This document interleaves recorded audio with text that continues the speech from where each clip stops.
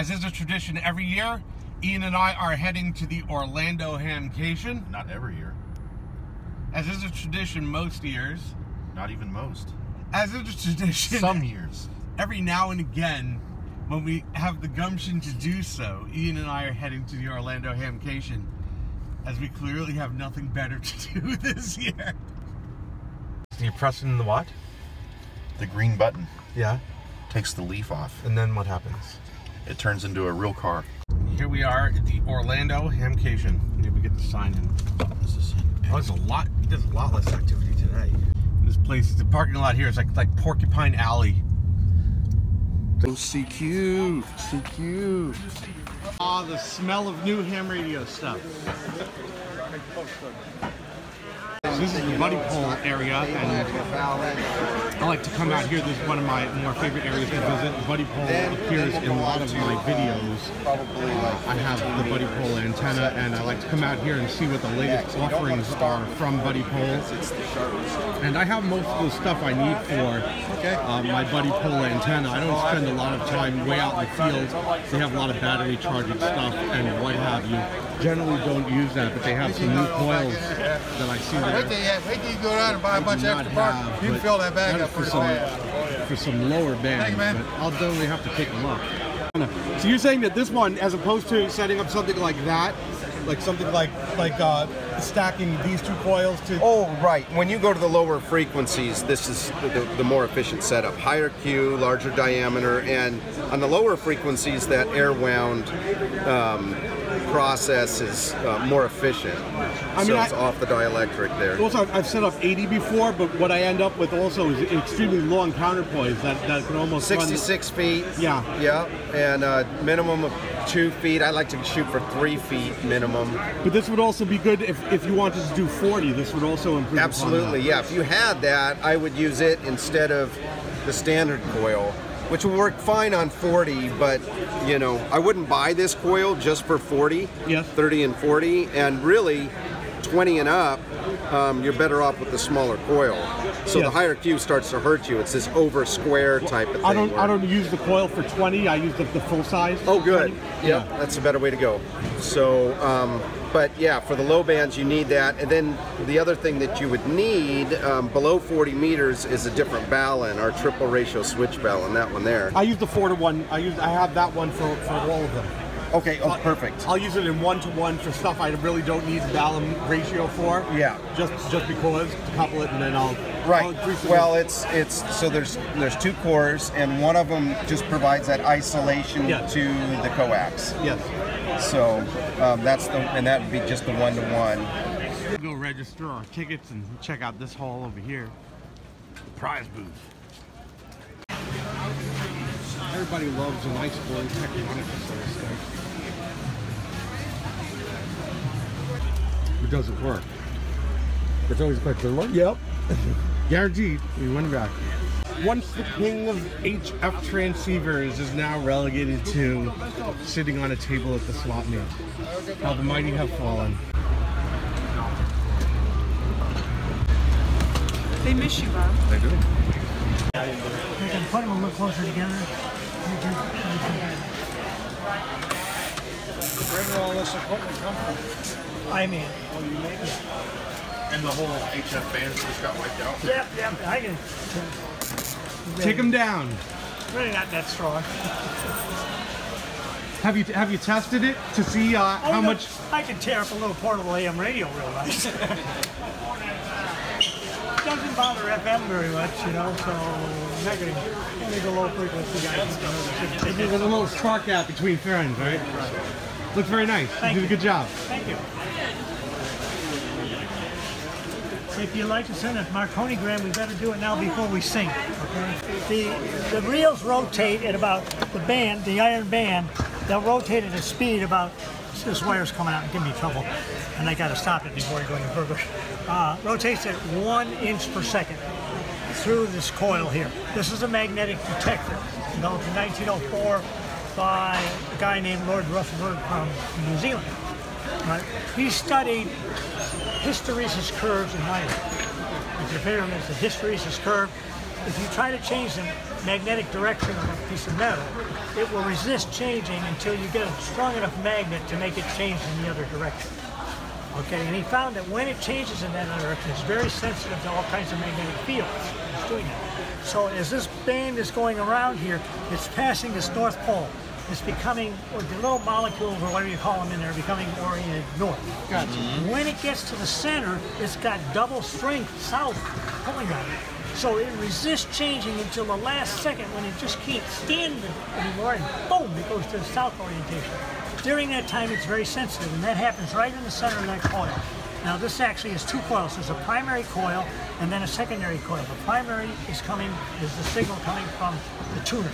Gotcha. It's the signal you want to hear. You've nulled out everything else with the tuner. It's induced at that moment into the secondary coil, which is connected directly to the headphones. Same impedance, so it's maximum power transfer. Okay? And at the same time, since we've taken it and made it suddenly in one direction, it's rectified it. And that's what detection is, rectification. So here's a, how much can somebody fit on the top of their car? This is like a whole NASA research laboratory right here. This is just busy. I hate to think that he would forget this when he goes into an underground parking lot. Oh, this is my kind of table.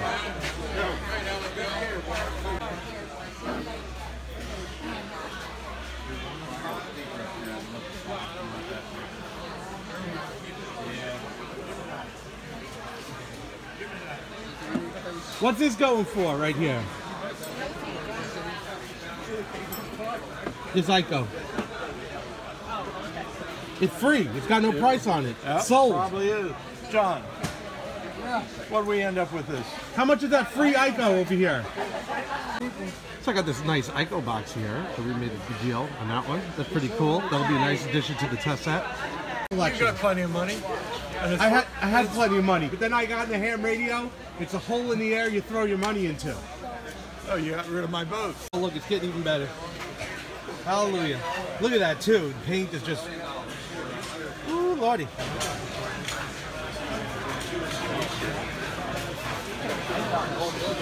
Hey, how much is this Comanche setup?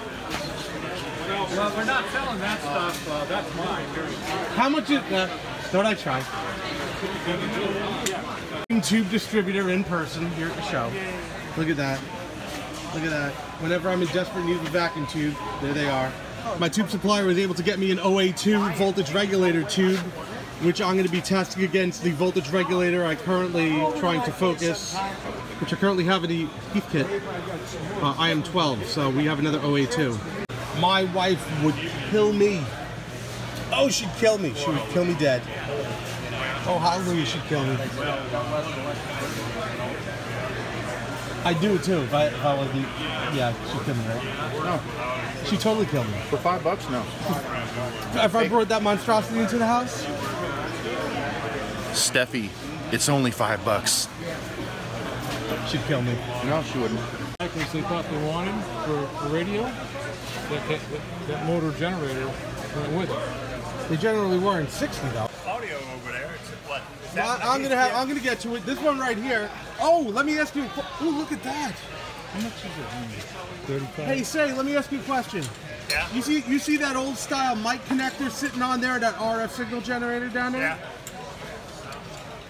What type of cable you got on the other end of that? How much for the cable? No, it goes with that. I'm sorry. You got any more mic connectors laying about? No, I don't. Oh man, those like hen's teeth. Yeah, I know. It doesn't hurt to ask, right? If you don't ask, the answer's already no. Buy the whole thing for $35. But I already got one. I just restored one. Hopefully this one will find a happy home as well. Yeah. Those things are solid. $20 on that. What? $2? What? $5? 20. $3? No. $8? What? Oh, no way. Look at this. Look at this. How much for the harmonic distortion meter?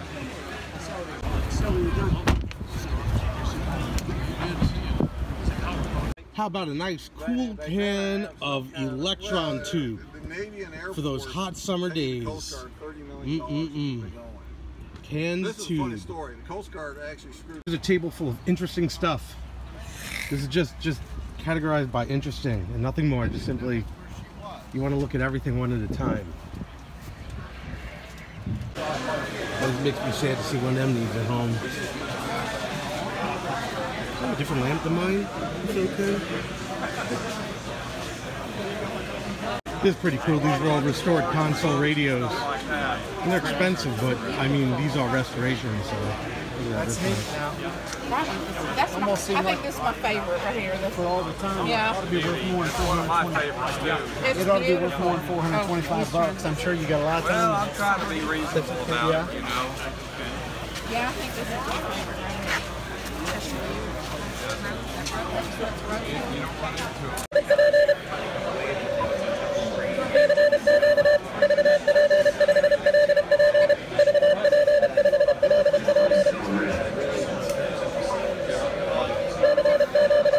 Now we're heading back to the car. I think after, what, 5 miles of walking?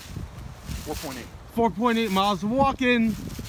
Picked up a bunch of things. Ian spent a ton of money, me not so much. So this concludes our trip to the Orlando Hamcation.